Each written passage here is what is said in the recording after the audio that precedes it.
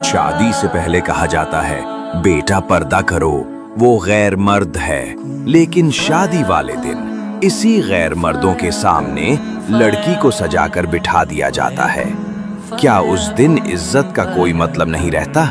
निकाह क्यों पर्दे में नहीं, क्यों कैमरों की फ्लैश में इज्जत दांव पर लगाई जाती है? खुदारा इस निजाम को खत्म करें, सादा निकाह अपनाएं। अल्लाह को मुंह दिखाना है, दुनिया को नहीं। अल्लाह हमें अपनी रजा के रास्ते पर चलने की तौफीक दे, आमीन। अल्लाह ताला कुरान में इरशाद फरमाता है, इस्लाम में पूरे के पूरे दाखिल हो जाओ, सादगी में अज़मत है। इस्लाम ने निकाह को आसान बनाया, मगर हमने रसूमात से उसे मुश्किल कर दिया।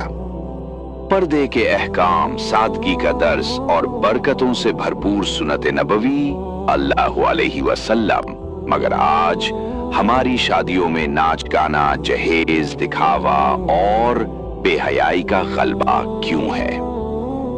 हमने रस्मों की पैरवी की, दीन को भुला दिया। आइए सोचें, क्या वाकई ये निकाह है या रिवाजों का तमाशा? ऐ अल्लाह, हमारी नस्लों को दीन पर चलने की तौफीक अता फरमा।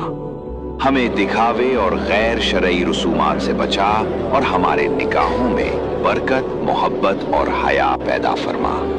आमीन या रब्बल आलमीन।